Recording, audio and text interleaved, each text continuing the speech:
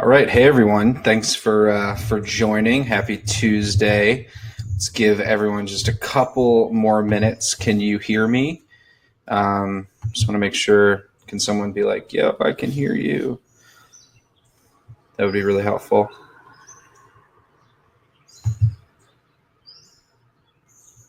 Cool. So let's just give everyone a couple more seconds. Great.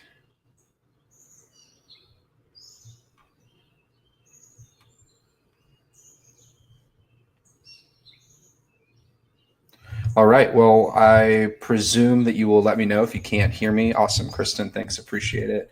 All right, cool. Everyone chimed in.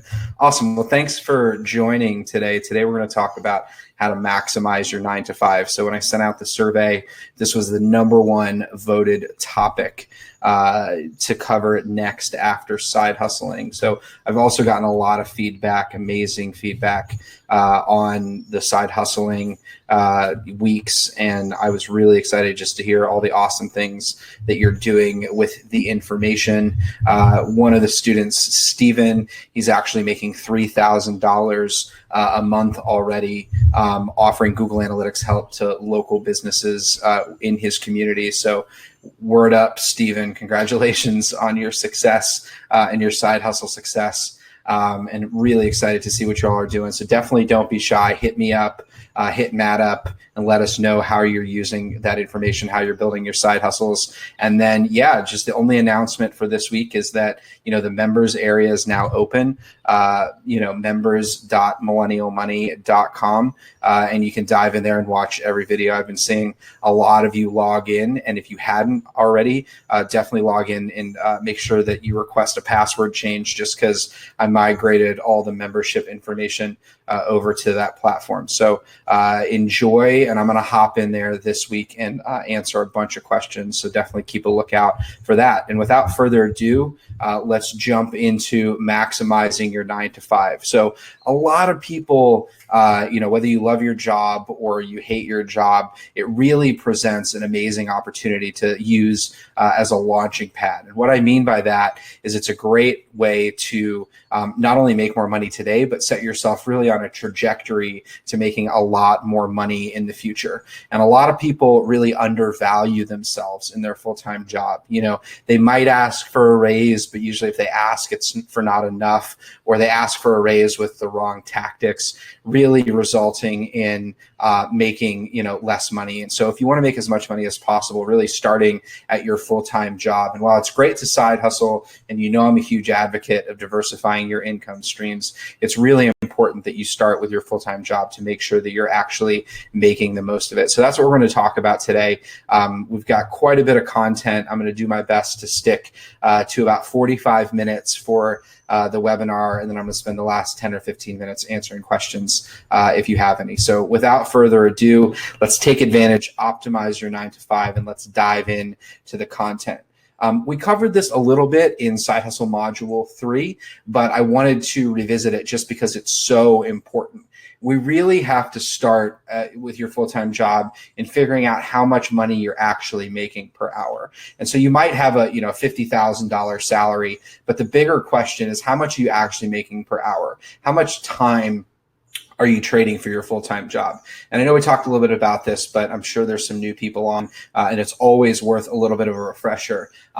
We want to look at our effective hourly rates, which is basically how much money we're making once we factor in everything, like the taxes that we're paying, the time it takes to get ready, the time it takes to commute, the time we spend recovering each week, and anything else that we're doing that we wouldn't be doing if we didn't have our full-time job. So if you travel a lot for your job, if you factor in, and you should factor in all that time that you're traveling, because you can't actually spend that time doing something else, you're probably making a lot less money than you realize. And to really effectively evaluate your full-time job, you have to lump all these hours together and then divide your salary by them in order to figure out how much money you're actually making. Because, while you might be thinking, oh, I'm only working 40, 50 hours a week, you're actually spending a lot more time when you factor in all the time that you use for your full-time job. And that's time that you couldn't spend doing something else, whether it's hanging out with your friends, doing something that you love, or side hustling. And so having an important baseline and then always coming back to evaluate it. So this is something that a lot of people don't do either. They calculate their effective hourly rate and then, they don't look at it again for another year or so. This is something that when I was had a full-time gig, I was doing about every 3 to 4 months. I was always analyzing how much time that I was spending in order to determine how much time I was actually trading, for my job. And so, you'll see that really this is the baseline ROI calculation. And you can actually, a lot of people that come, I've talked to them and they're like, I really don't like my full-time job. I wish that I could do something else. And then when I've sat down with them to calculate their effective hourly rate, they actually figure out that they could spend as much time and make the same amount of money doing something else. So always use this as your baseline. You should add it to your regular habits, and you should be calculating it, like I mentioned, every 3 or 4 months, or whenever you feel like analyzing, how much money you're making. I also really encourage you to take, over the next couple of weeks, just have a simple way to keep track of all the time that you're spending. This is a great way. It's kind of an eye opener. You might not think you're spending a lot of time, but in reality, like literally from when you wake up and you start getting ready for work, hit that timer and then time it all the way to the moment when you've gotten home and you're kind of decompressing, and stop the timer, and then add that up for a week or two and figure out how many hours you're actually trading for your job. If you're traveling a lot, as I mentioned, you're not going to be making nearly as much money as you probably think you are, especially if you're on the road all the time. So definitely calculate your effective hourly rate. You can do this a lot of different ways. The easiest way is in my work with Vicki Robin, I built a calculator at yourmoneyoryourlife.com. Here, I'll just put this in the chat real quick. And this is basically it's an effective hourly rate calculator. And so you can use this, it's completely, you can take out your taxes. So this is one of the things, no matter what, when you're working, it's not the salary that you're getting paid. What you're actually getting paid is what you make after taxes. And so you definitely want to take that out of the calculation. And then, it breaks out things like how much time do you spend getting ready? How much time do you spend commuting, and how much time do you spend recovering? This is one of the things a lot of people underestimate. The average American spends, all right, sorry, Kristen, let me know. I see I have full signal here. But here, let me close out of everything else just to make sure I've got the best connection. All right, click on the reconnect button, everyone, Thomas says. Hopefully that works. Oh, and then it just refreshes. Okay, thanks, Thomas. If this keeps happening, I could pause and move closer to my Wi-Fi, but it shows that the signal is strong on my end. So let me keep going here a little bit. The average American spends about 5 hours per night decompressing from work. And so you definitely want to factor that into your effective hourly rate, because that's time that you could spend doing something else, if you weren't working in your job, or especially if you had a lower stress job, you might not, need as much time, to decompress, as you do in your current full-time job. And definitely let me know if it's freezing a little bit, Kristen, and I can pause and move to a different direction. Different location, but I'm going to dive in now. So definitely calculate your effective hourly rate. Use that calculator, keep track of it every 3 to 4 months. And now we're going to dive into 3 different areas within the webinar. First, we're going to talk about how to maximize your salary. There are really 3 key components to this. The first one is how to analyze and also increase your market value. So at the end of the day, the market is willing to pay you. Your employer is part of the market. Analyze your value to your company and ultimately the cost that it would be to replace you. So one of the things a lot of people underestimate is that a lot of companies will give you at least a $10,000, even a $20,000 raise just to keep you, because the cost to replace you is so incredibly high. So this is one of those areas where if you actually make the effort to make the ask, you don't realize that in a lot of cases, you as the employee have an upper hand. And so it's really important for you, to, figure out not only the cost to replace yourself, but your value to your company. And the more valuable that you are to your company, obviously, the more money that you can make. I mean, at the end of the day, we've talked about this, most companies, it's really just kind of a legal pyramid scheme where their business is to really, the better the business does, is based around them making as much money as possible on your time. And so, they want to pay you a fair wage. They want you to be happy. But as one HR director told me, the goal of the management is to make the employees happy enough. If they're too happy, then they're just going to keep asking for more. Maybe they'll slack off. If they're not happy enough, they're probably going to leave. And so the goal of a lot of HR departments is to keep employees happy enough. And so that means that they're definitely not giving you as much as they could.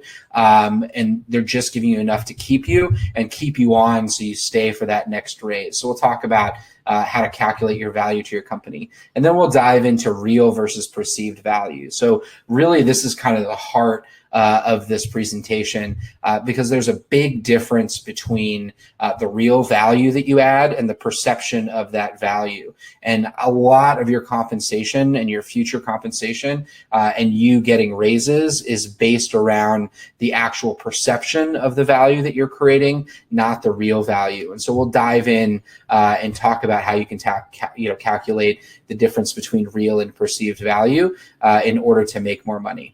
And then we're going to get into how to maximize your benefits. And so this is one of the things, about 60% of people aren't taking full advantage of their benefits. There's some benefits that you might have at your company that you don't even know exist just because you've never asked about them, or maybe they're new or you haven't paid attention. And really your benefits, if you maximize them, it can result in almost like a 50% increase in your salary if you take full advantage of them. So optimizing your benefits is an amazing way to actually, quote unquote, make more money. A lot of people leave money on the table. If you work for yourself, you have to pay for your own health insurance. You have to pay, for your own benefits. But when you work for a company, oftentimes your company is going to subsidize those benefits. And, things like health insurance can get really expensive. And so it's really important to maximize the value of your benefits, because if you don't, you're just, basically wasting money. We'll talk a little bit about some of those benefits, as well as, in my opinion, the most valuable benefit, which is the work remote opportunity. And so the best thing about working remotely is it gives you ultimately control of the most important asset of all. And we've talked a little bit about this, it's time.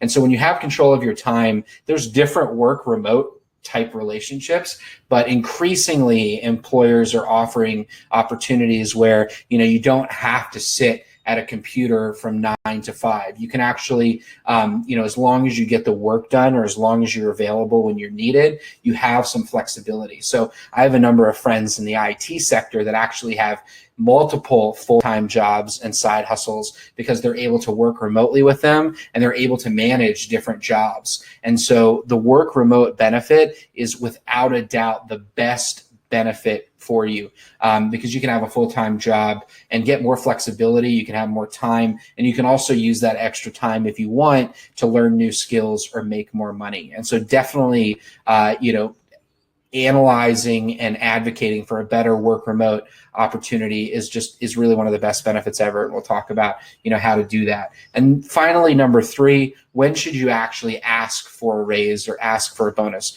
What are the best days of the week? How do you add them at the end? And let's dive into maximizing your salary. The first step is analyzing your market value. And I know I talked a little bit about this. Really, at the end of the day, you're getting paid for a job. You're getting paid to do something. And based on your skills, all right, Sherry says the sound keeps going in and out. Are other people having that problem as well? Let me see. Sorry about that, Sherry. If you can just click refresh, the refresh button, hopefully it resyncs. The signal here on my end is full, but if it's still a problem, I can move in a little bit. So really the first step is analyzing your market value. And it's basically, at the end of the day, a lot of companies, thanks, John, refreshing does the trick. A lot of companies are willing to, pay you for your skills, pay you for your time. Obviously, the more skills, the more experience, the more connections that you have, the more money you're likely going to make at your current job and over time. But it's really, really important for you to know really at all times what your market value is. And this isn't something you should just look into when you're trying to change jobs or move into a different career. Just like you should always know what your effective hourly rate is, you should also know what your market value is. And there's a few ways to do it.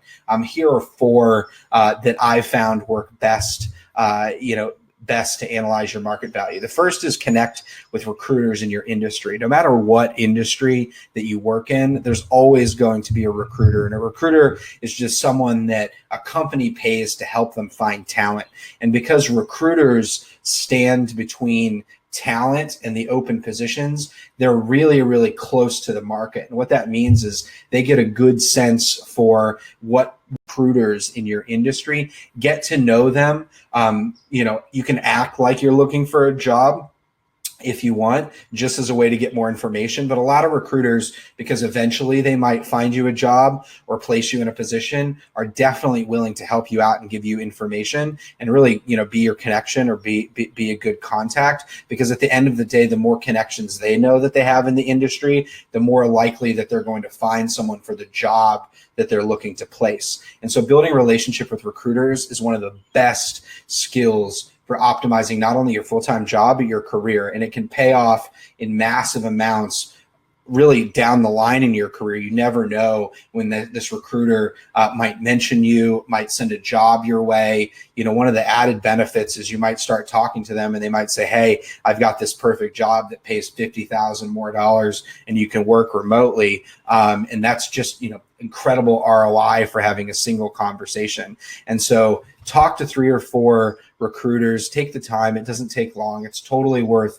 the 30-minute or hour call. Maybe take them out to coffee, get to know them. An easy way to find is just Google, recruiting agencies, and then insert your industry and start a relationship with them. That's going to pay huge dividends over time. And they're going to know, have your resume ready, send it to them, ask them, what kind of job can I get? What kind of salary can I get? What are my skills worth? And they're going to give you a really good sense for not only how much you can get paid, but also where the gaps are in your resume. So they might say, you'd be a great fit for, this position if you had these 1 or 2 other skills. And then you can, go out and build those skills, or at least that if you built those skills, you could make X amount more money. So connecting with recruiters, super essential, gonna pay off, build relationships. You can even connect with more than 3 or 4.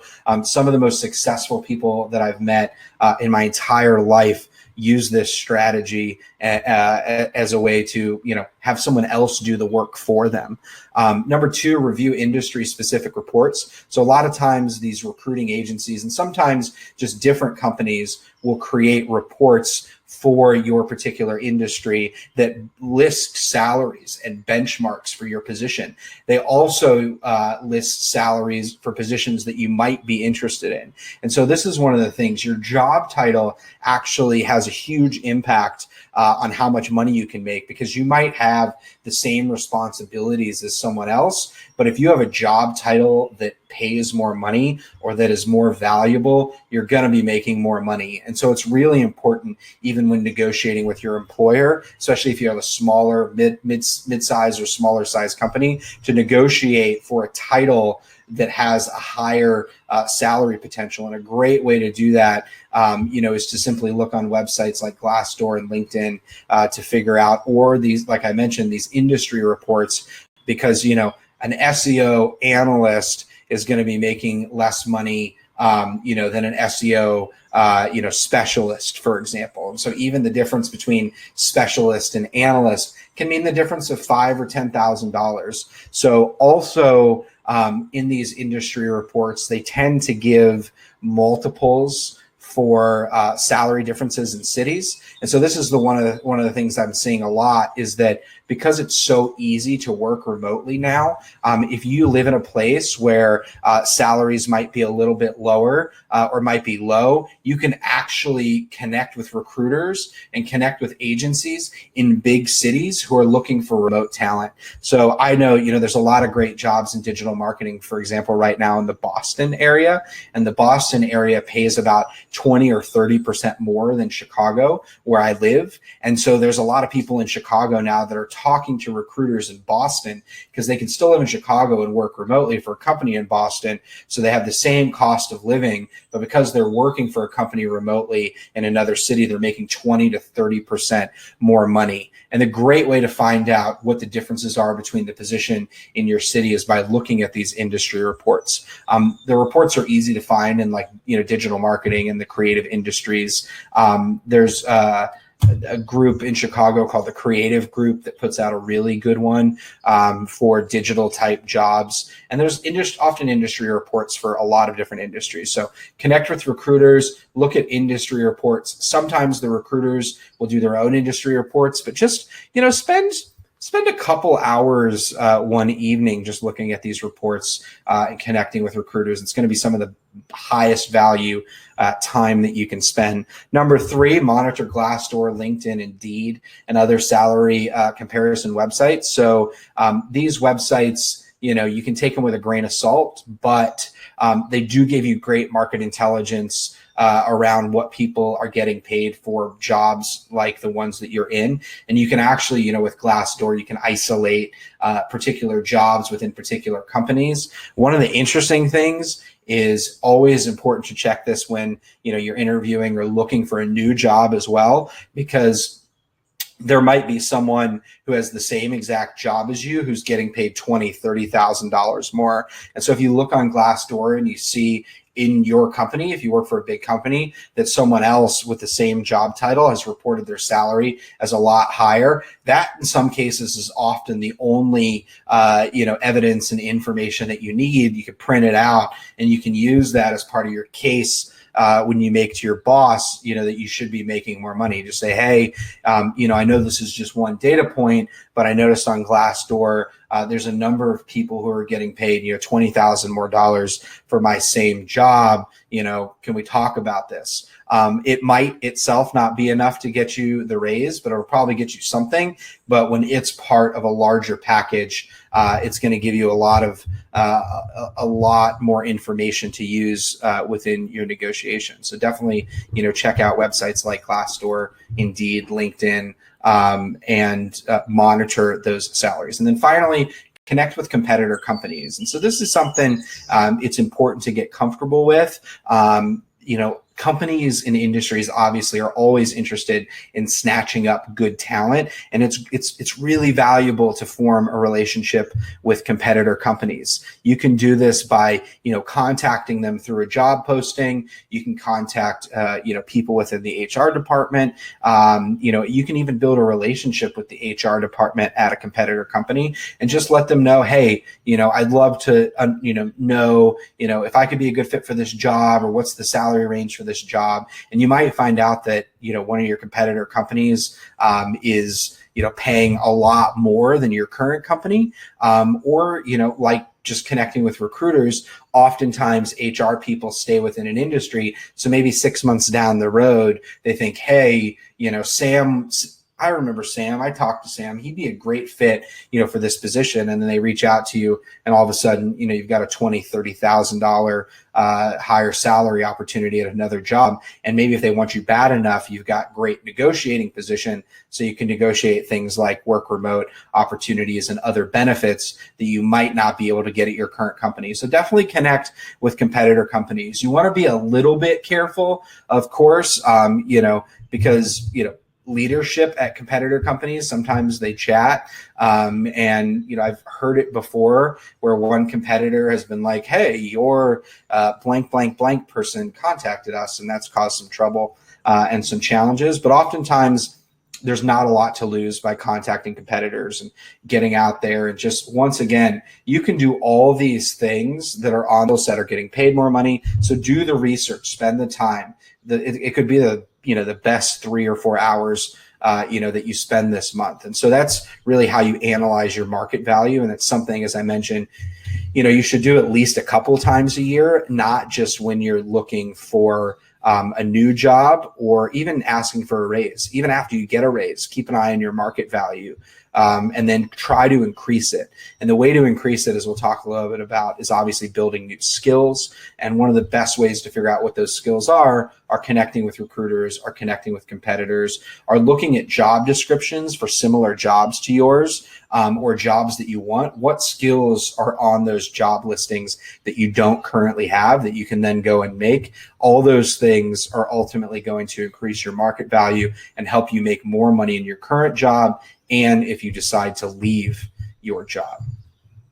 The next step is to analyze your value to your company. So this is definitely more challenging to do than market value, because market value, a lot of the information is out there. You can talk to people. It's very rare that your boss or someone within your company is going to sit down and be like, hey, Samantha, we're making $2 million off of you. Thanks for being such a great employee. I know we're only paying you $50,000. You can directly see how much business you sell or how much business you've helped to sell. It's a lot easier to calculate your value to the company, because you could be like, if I wasn't here, I wouldn't, the company might not be making this amount of money, or they might not have made this extra amount of money. It's particularly easy if you helped someone or if you helped your company sell a new piece of business or sell a big client, or you were part of a big team. If you help them land, a $3 million deal, obviously with overhead and things, they're not making $3 million. But if you're only getting paid 50,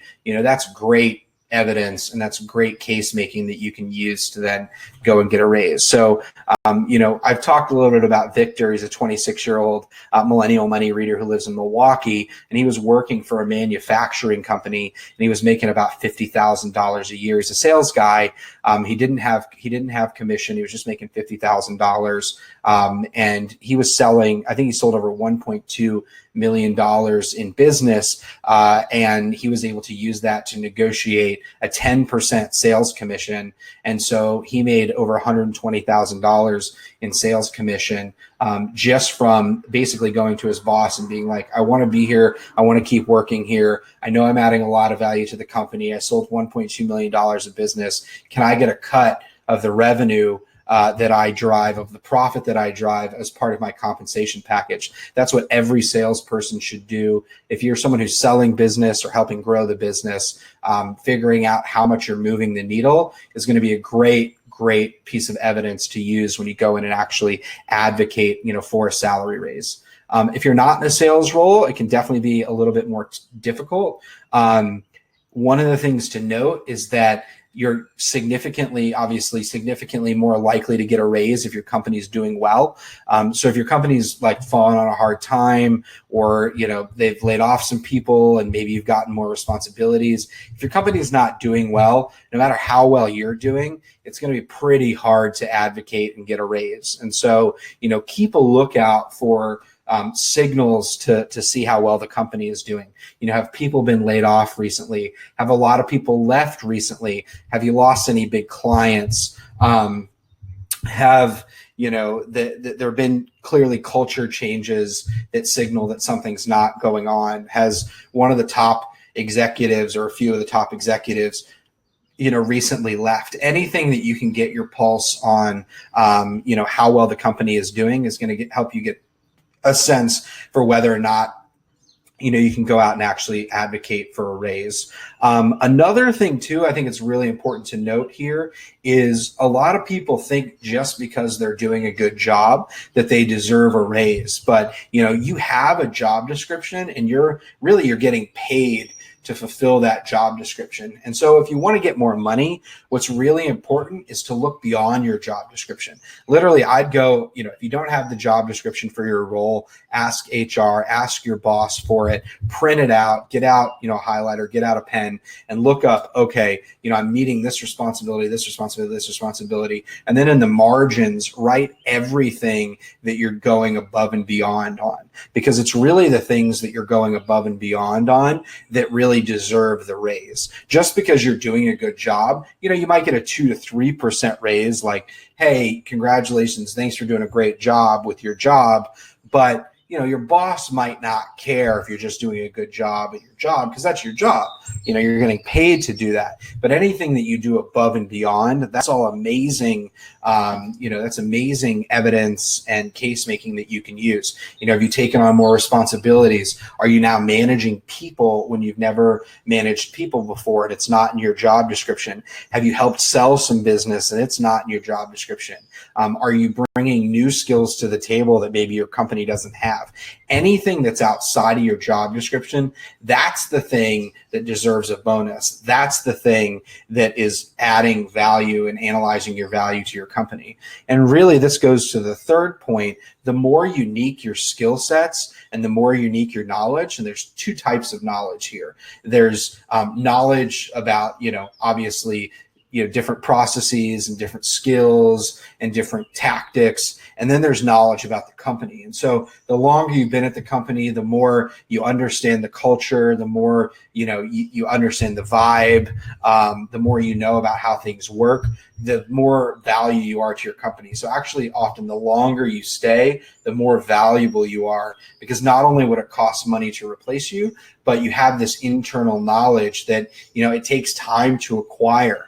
And it's something that just can't really easily be taught. It has to be experienced. And so the more unique your skill set, the more valuable you are to your company. The more experience you have, obviously, the more valuable you are to your company. And this is why I really recommend that you try to get a big raise every year, not just every couple years, because your value increases exponentially the longer that you're staying at the company. And then really trying to find a way to be indispensable. And so you want your company to think that you're so valuable that they would, they'd completely freak out if you left. And so try to do things that no one else is doing within your company. Maybe work for a small company and you know how to run a website. And so, you say, hey, I'll build a new website and I'll manage it.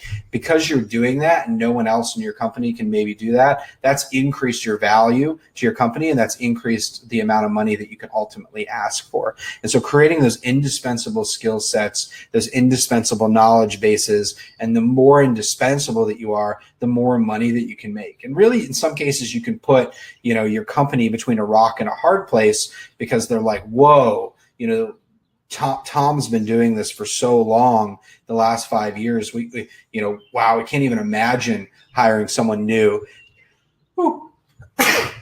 Excuse me, we can't even imagine hiring someone new to do this job. He knows so much. Who else knows, how to do this besides Tom? So the longer you stay, the more indispensable you are. Obviously, the more valuable you are to your company.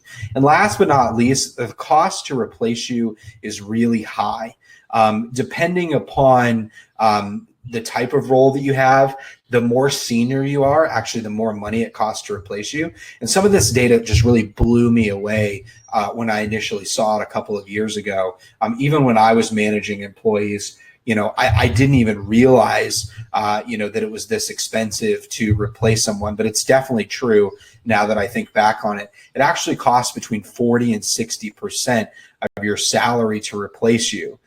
So, if you're making, $50,000, that's a ton of money. If you're making $100,000, that's a ton of money. It could cost between, $40,000 and $60,000 to replace you. If you're making $100,000, and that is just immense. And you're probably thinking like, whoa, where does all that time, or why is it so much money? And it's because it takes a lot of time to post new jobs. It takes a ton of time to interview people. One of the senior level positions that I had at my agency, I actually interviewed over 200 people. And so I can't imagine how many hundreds of thousands of dollars I spent just interviewing all those people and looking for that right person. And so determine the cost that it is to replace you, and then that's always a nice baseline. And so a lot of companies, like I mentioned, will pay you 10 to 20% just to keep you.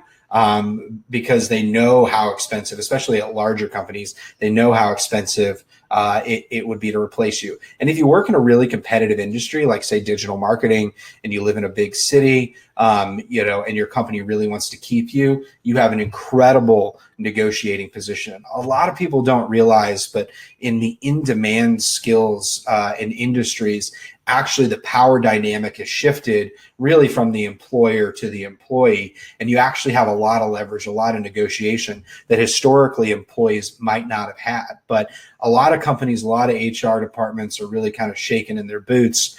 They're worried about losing talent. They're worried about losing good talent. And so just showing up and saying, hey, I really enjoy working here. I want to, continue my career here. I'm enjoying learning. I want to help the business grow. But, there's some other opportunities out there that people have been hitting me up about or I've been considering. So, I really need to either A, increase my salary to market rate, or B, I need to make more money in order to stay. And just a simple case like that, there's a lot of companies, if you kind of put a hard and fast line, as I mentioned, that will pay you 10 to 20% more of your salary just to keep you. Number three, so this is the third piece, real versus perceived value.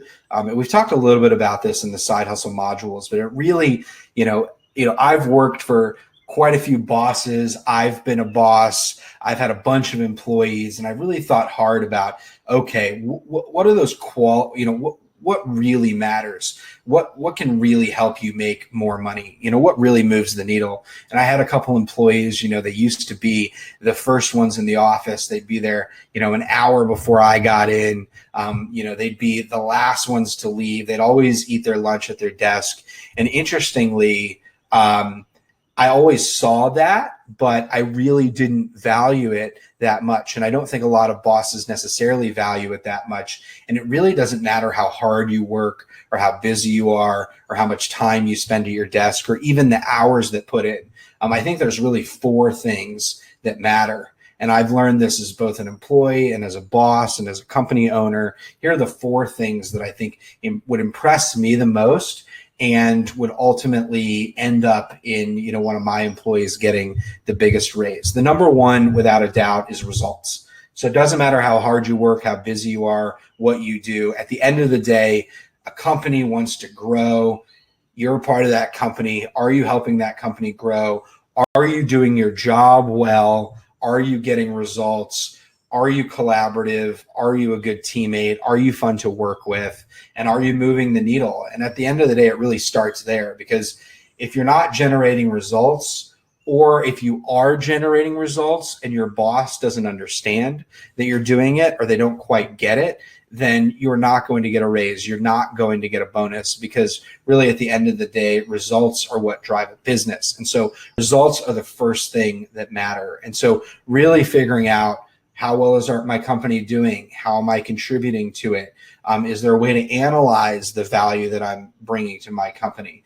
Getting to that heart of that number one, results, is really, really important, because that's really what matters. The person out there, I was always willing to pay someone a lot more money if they generated results, if they made my life easier. I didn't care how hard my employees worked. I didn't care when they worked. I didn't care how they spent their time in the office. All I cared about was, did they generate results? Did they make my life easier? And were they easy to work with? And so, even that really great employee that was a pain in the ass, I'm still probably going to pay them more money just because they're generating results. But, if you're a pain in the ass, it's depending upon what industry you're in, it's going to make it harder to get a bonus or harder to get a raise.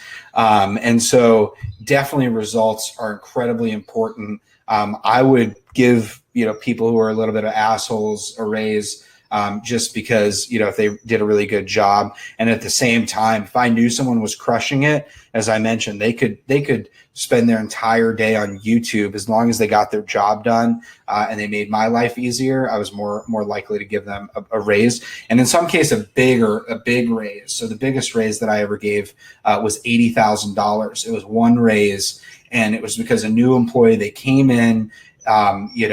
I started them a little bit low, but I was like, if you crush it, if you do a really good job, I can definitely give you a lot more money. And they did. They stepped up and they generated the results. And at the end of the day, that's what really mattered in business. Number two, the perception of your boss or your boss's boss of your value to the company. So as I mentioned, it doesn't matter how much value you actually generate or even the results you generate if your boss has no idea that you've done it. Maybe they're so busy that they don't really pay attention to what you're doing. And so, how are they going to see how amazing you're doing and the actual results that you're driving, or how you're making, how you're going above and beyond. And this is why it's so important to print out your job description and to write in the margins, okay, or to check off, I'm doing well in all of these things. I'm doing the job, and then in the margins list everything that you're doing to go above and beyond. And those are things, probably 9 times out of 10, those ways that you're going above and beyond, your boss doesn't even see. And so listing them, putting them down on paper, keeping track of them, create a Word doc on your computer or just on your phone, and list everything that you do. Once you do it, that was above and beyond your job description. Or, this is one of the things too. A lot of people only think about this when they're going to ask for a raise. And so you might have forgotten when you started all those amazing things and successes that you've had because you didn't take note of it. And so just pull out your phone, take a note whenever you go above and beyond, whenever you just crush it, whenever you do something that's incredibly high value, or definitely take a note of it. And then by the time that you're ready to actually ask, you're going to have a document of all these amazing things. If one of my employees would have pulled out their phone and said, hey, let me tell you the 10 things that I've done in the past year that you might not have known. And here's how I went above and beyond. I not only would I be really happy, but because I would understand more about the value they were adding, my perception of that value would increase, because the real value doesn't even matter if I, the boss, don't understand it, if I don't see it. So it's really the perception of the value. And this is why, you have to be your own advocate. Number 4 really ties into number 2, telling your story. So at the end of the day, I know we talked a lot, even in the side hustle modules, so much of success in business, in your full-time job, in side hustles, really comes down to how good are you at telling your story? How good are you at advocating for yourself? How good are you at, making the case to your boss that you went above and beyond, that you're driving the company forward, and tell them how to feel. Because oftentimes maybe they've got a negative perception of you because they don't spend time with you, or maybe you've messed up a few times, and so that's what's in their mind. Or maybe their perception is driven by one of your coworkers who's been bad mouthing you, or if you have an internal employee rating system, maybe people have been giving you bad ratings because it's just one thing you messed up on, and maybe that's all the information that your boss has. And so you have to tell your story. You have to be your own advocate, because no one else is going to be for you. And so really, really think hard about this, that it doesn't matter how hard you work, or how much you work, or how much time you spend in your desk, or how early you come in, or even really how much value you add. What really matters is the perception of that value. And this goes back into side hustling, around pricing strategy, because you're going to be able to charge a lot more even in your side hustle when the perception of the value that you're creating or that you're going to create is really high. So think hard about the difference between real and perceived value. And at the end of the day, it's your responsibility to tell your story to your boss, to your HR department. The more data that you have, the more evidence that you have, the more you've kept track of it, the more information and the more confident you're going to feel in going and actually asking for a raise or a bonus. So tell your story, work on it. The better you are at telling it, without a doubt, the more money you're going to make and the things your boss is going to see that they've never seen before. Okay, now we're going to talk a little bit about increasing your value. So I wanted to talk just pretty quickly here. Number one, selling or winning business is an incredibly valuable skill. If you can learn anything in the next 6 months that's going to benefit you really for the rest of your life, go out and learn how to sell. I'll share, a couple books in the follow-up email that are my favorite sales books. But really focus on building relationships and learning how to sell. And if you're a really good salesperson, you actually don't have to sell at all because your product or your service ends up selling itself. And so if the value is there, if someone understands the value, really at the end of the day, selling, in your side hustle and your full-time job, it's once again telling your story, connecting to people on a human level. We're all human. We all have fears. We all have dreams. We all have desires. And the more that you're able to connect with someone, the more that they're going to be able to trust you. And not only the more that they're going to be able to trust you, the more they're likely to give you your business, the more they're likely to pay you money. And so focus on learning how to sell. It's going to be one of the best skills over time. And it's also one of the skills that's most valued by employers, because employers are businesses, and the people that sell the business, that bring in the revenue, that grow the business, they're often the ones that are making the most money. It's actually pretty amazing. You look at most companies, and the salespeople tend to be the highest paid. In some cases, salespeople even make more than executives because they're the ones who actually drive the needle. And if you can, try to negotiate an opportunity where you can get a percentage of the actual sale or the increase in revenue, like my reader Victor, who was able to negotiate 10% of the profit increase at his manufacturing company. So learning how to sell is incredibly valuable, gives you more opportunity, gives you more flexibility, and ultimately allows you to negotiate a different compensation structure that really is based on revenue growth, profit growth, as opposed to just you fulfilling your job. And if you negotiate the right package and you're a salesperson and you bring in business, really the sky can be the limit.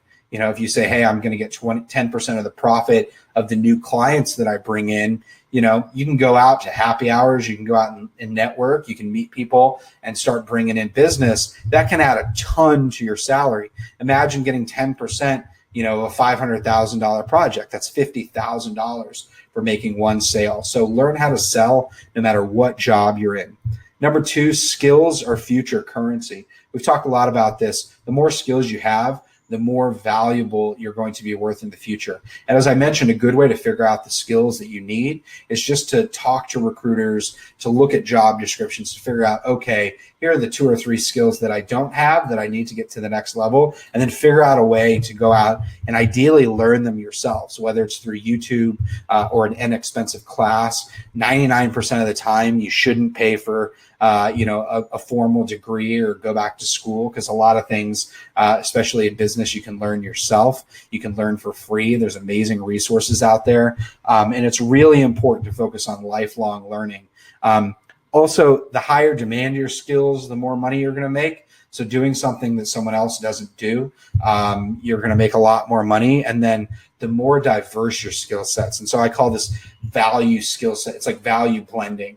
And so if you're a programmer and you can sell, those are 2 different skill sets that when combined increase exponentially your value. If you're a marketer, but you can also do technical work, that increases your value. If you're a graphic designer, but you also have Excel skills.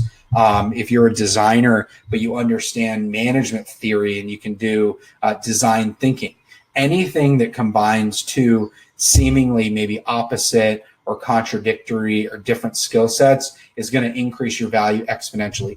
Don't just build skill sets that are in your narrow lane. Focus on diversifying and learn something new. If you can learn Google Analytics and you're a coder, that's going to pay off in some way.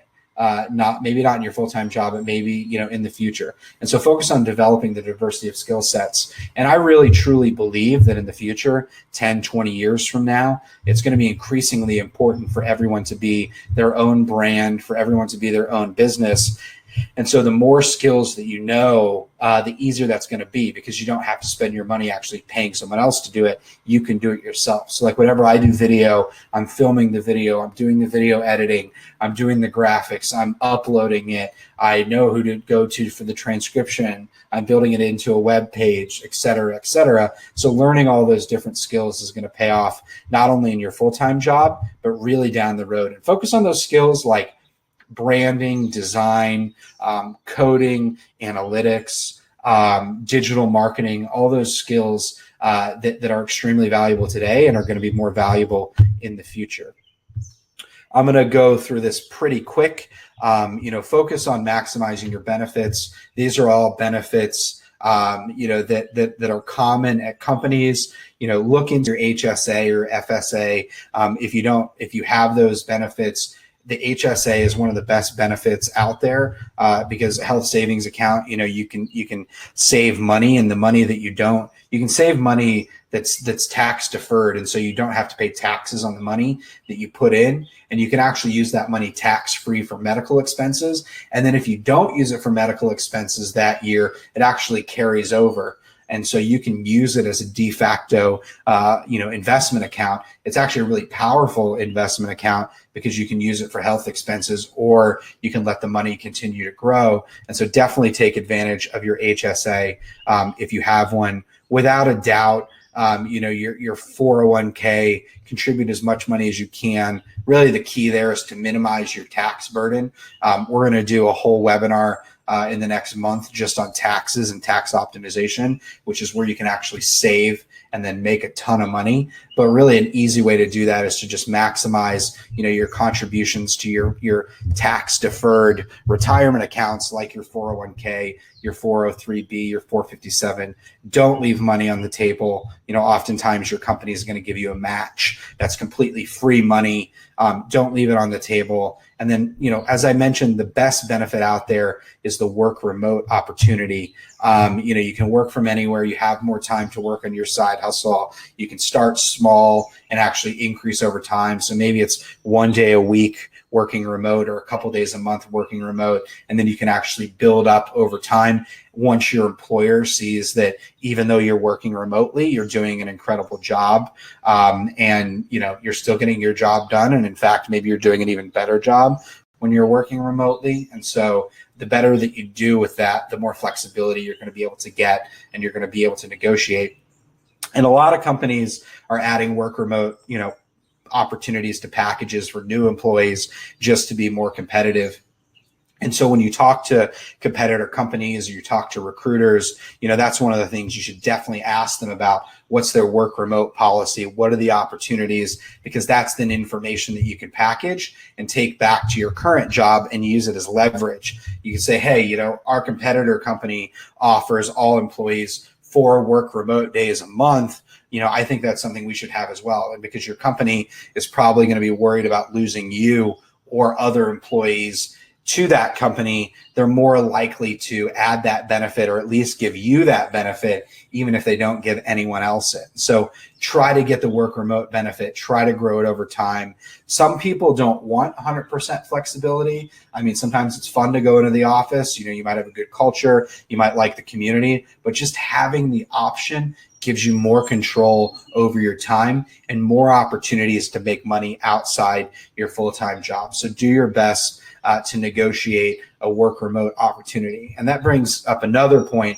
A lot of benefits are actually negotiable, just like salaries are. And so, just because your company offers one type of benefit, especially if they're a smaller company, they're probably more likely to negotiate just to keep you, to switch up some benefits, whether it's maybe, giving you a higher match on your 401k, or giving you better transportation benefits, or giving you the opportunity to work from home one day a week, or take a half day. And so definitely add benefits.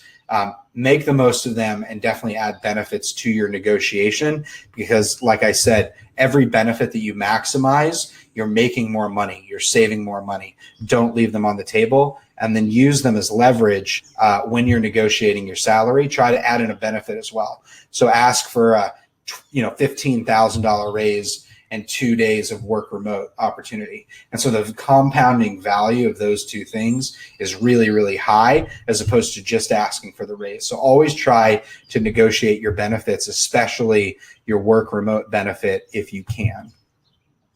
So finally, when and how to ask for a raise or promotion. And so number one, you want to come prepared with data. We've been talking a lot about talking to recruiters, analyzing things on LinkedIn, analyzing things on Glassdoor, talking to competitors, anything that you can actually get and print out. You probably don't want to show this folder to your boss, but you want to have it with you, because you're basically, you're keeping a record of your value and what you're worth.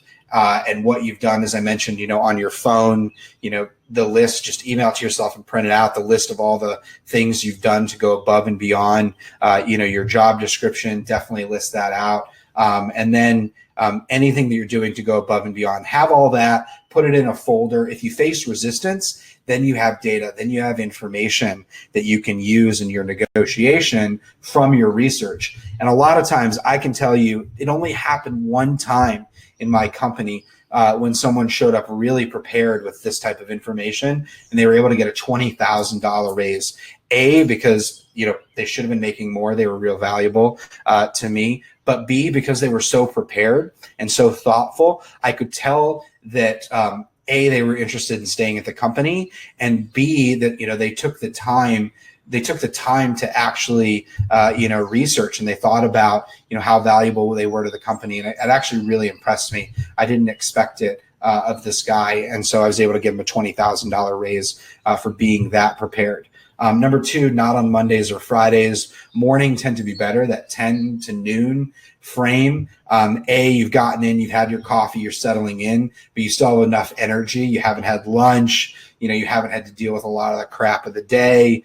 You're not tired yet. So kind of Tuesday, Wednesday, Thursday mornings between 10 and noon tend to be the best times. You obviously want to find a time when your boss is in a good mood. If they're in a bad mood, just scrap it for another day. Try to get out of the office if you can. So, I kind of waver back and forth on this, but, take your boss out to lunch, or go out to lunch, or go get some coffee, go for a walk. Try to get out of the office, and your boss is likely not going to be thinking maybe as much about work, and they might be more open and more receptive to your ask because it'll seem, a lot friendlier. Good question, Timothy. I'll answer that in a second. Share why you really enjoy working at the company and how you want to continue to grow. And so bosses just absolutely love this. You got to stoke them a little bit. You got to, play the game. You got to say, I've really enjoyed working here. I'm excited about my future here. I'm learning a lot. Make it seem, even if you don't really like the company that much, make it seem like you enjoy it there, like you're going to stay around, because if your company thinks you're going to stay around, they're probably likely to pay you more money. And so you definitely want to stoke the fire a little bit. If you're not making, what your market value is, like maybe you figured out, you do this research and you figured out that someone at your company who has the same job is making $20,000 more than you, or someone in another company in the same role is making $20,000 more than you. That is often enough information. If your market value is off by that much, that's often enough information that you can take to your boss and just say, hey, I've talked to some recruiters. I've analyzed, my value, what other people in my position make at other companies. And to be at market rate, I need a $20,000 raise. Just flat out ask. And, they might take a little bit of time, to get back to you. But just if you are not getting paid your market rate, the chances that you're going to get a raise there are really high, especially if you have the evidence. And so that's why spending those 3 to 4 hours actually analyzing your market rate, your market value, can just pay off in massive ways over time, especially if you're getting underpaid. As I said, make the case for the extra value. Take notes on your phone of all the ways that you've gone above and beyond. Those are going to be really useful. And then, make the ask, go in or take them out to lunch, and have a really clear number that you can ask for. There's really two ways to ask. You can ask as a percentage, or you can ask, as a firm dollar amount. Oftentimes a percentage is going to get you a higher raise just because it's a little bit harder, for people to quantify as opposed to a dollar amount. But go in with a specific amount in mind and ask for it. And don't undersell yourself. Don't just ask for a 2 to 3% raise. Ask for at least, a 10% raise, or a $10,000 raise, or a 20% raise, or a $20,000 raise. That 10 to 20% seems to be the sweet spot, unless you figure out that you're making a lot less money than your market value. Then you can ask for what you deserve. Maybe you're getting underpaid 20,000. You go in and say, hey, I'm getting underpaid 20,000. This is what it would take. This is what I need. I want to get paid what I'm worth, what other people are willing to pay me for. And then finally, ask for a decision within the next week. So if you talk to them on a Thursday, try to get a decision by Friday, if not Monday. This isn't something you want to let drag on and on and on. Ask very specifically before you leave the office if you can have a decision by X date. Because if you leave it open-ended, the best things that bosses are good at is, one of the best things is procrastination. And so they're very likely, maybe they're going to wait a couple weeks. Maybe, you want to capitalize on that power. And by setting a deadline, you want to let them know that you're serious, that you mean business, that you want to know, and they should respect you and get back to you. If you work for a company where you just don't hear from them for a couple of weeks, you might want to consider, moving to a different company. Maybe they don't respect you, maybe they don't respect your time, and that might be, enough evidence to start looking for another role. And if you talk to recruiters, if you've already formed these relationships with competitor companies, it's going to make it so much easier to find a job if you don't get paid the amount of money that you want, or if you just don't like how the negotiation goes, you can go find another job if you want to. And so with this strategy, not only have you analyzed your market value and your real value, but you've made the connections required that even if it doesn't work out, you're going to be able to move to another job, perhaps even a higher paying job, much easier. And so you're covering your bases in both ways. And so, as always, let's end with 4 big mistakes. The first one, not valuing your time. Calculate your effective hourly rate. Do it every 3 or 4 months. Do it as often as you need to, and value your own time.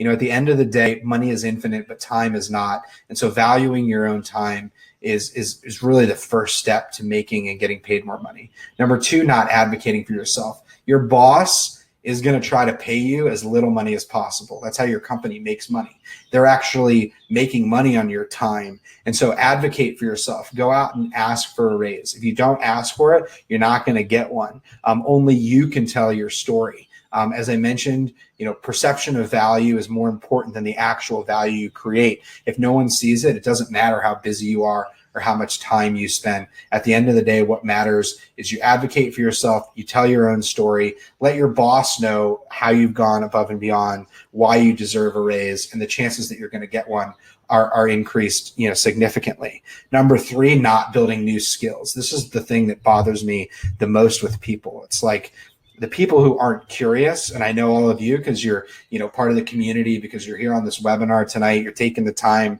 on a Tuesday night to invest in yourself. You're not these kind of people. But not building new skills. Building new skills is the most important thing that you can do, because the ROI, it's not only going to help you make more money in your job today, skills are future currency, and it's going to help you make more money into the future. And number 4, not continuing to monitor your market value. And so this isn't a set it and forget it thing. This is something you want to do every 3 to 4 months in order to get a sense for what you're worth, how your worth is changing, and keep an eye out on new opportunities. And so really, these are the 4 biggest mistakes. Hope this was helpful. This is optimizing your 9 to 5, your full-time job.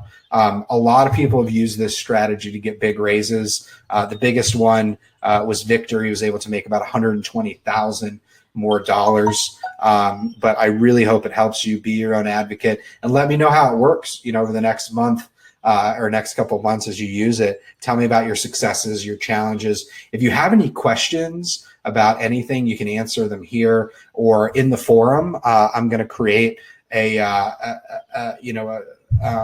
topic for optimizing your 9 to 5. And one of the easiest ways is to just get into the forum, ask your question. I'm going to be going in there, at least a couple times a week and answering everyone's question. And so you can always ask me a question, really about side hustles, about optimizing your full-time job, about investing when we cover it. And I'm going to hop in there and hang out with you guys and answer your questions. So definitely check out the members forum. I'm going to post a topic there for optimizing your full-time job, and feel free to ask as many questions as possible.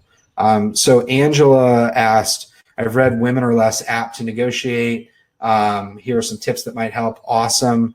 Thanks for sharing that article. You're right that women are a little less apt to negotiate, especially when they have male bosses.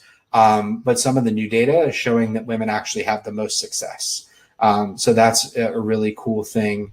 I'm going to actually open that article and bookmark it. Thanks for sharing. Angela, Timothy, my boss is always pissed off, like always. How would you approach that? So if your boss is always pissed off, the hill to climb is much higher, obviously. And if you can't find them in a good mood, you're just going to have to do the best you can when they're pissed off. Try to find the moment when they're least pissed off, have your evidence, have your ducks in a row, have your case. And I think if you make a rational case and you do it in a calm tone, and you're not demanding anything, you're asking, and you're for a conversation, and you approach them, with respect, your chance of success is a lot higher. Hope that helps, Timothy. Just the better data you have and the calmer you are, the easier it's going to be. You definitely want to be the calm one in the situation, and make it seem like you kind of have nothing to lose. Go in there and just have confidence, and that's how I would approach a pissed off boss. Or if you can find that 1 second when they're not pissed off, then be ready to take advantage of it. John, my company is 70-person software development studios, aggregated a bunch of market data to identify what they believe to be the appropriate salary ranges. As an employee, oh crap, hold on. Hey, can I call you back in like 5 minutes? Sure, no worries. All right, thanks. Sorry, that's a journalist in Malaysia. I'm a little late to do an interview. 70-person organization, aggregated a bunch of market data, what they believe to be appropriate salary ranges for every role. As an employee, I feel that I deserve to know where that salary data came from, what they establish as the salary range for my position. Neither has been presented as of yet. I have a good relationship with my boss, so as to simply ask. No, that's an amazing approach, John. I would definitely ask for that information if you've got a good relationship with your boss. Just say, hey, I'd love to see that information. Still do your own research. Doing your own research and adding to that is going to be valuable. If your boss, isn't forthcoming, talk to your HR department. Sometimes your HR department, if you have one, which you probably do at a 70-person company, your HR person is going to be a little more lenient, just because their job is to keep you happy too. That's why it's really good to have a good relationship with your HR people, but definitely ask, John, and do your own research as well. As I said, using the industry reports, using Glassdoor, using LinkedIn, using those resources, because, you want to match it up to theirs. And then based on your information, you can see, if there's holds, if there's hangs, if it's credible. And then it's going to give you more information, more data to work towards. So great. Well, I hope this was helpful, everyone. And I know there were a few questions that had come through the survey that I'll take care of. I'll answer in the forum. But yeah, definitely check out members.millennialmoney.com. Get in there. I'm going to post this. Ask your questions. A lot of cool stuff's going to be dropping in there. So I'll keep you posted. Cool, John. Best of luck, man. Let me know how it goes. And yeah, hope you all have a good night. And Stay tuned, because next week we're going to start covering investing, unless there's another topic, and I'll send out a link where you can share what you want to chat about. And hope you all have a good rest of the week, and I will chat with you soon.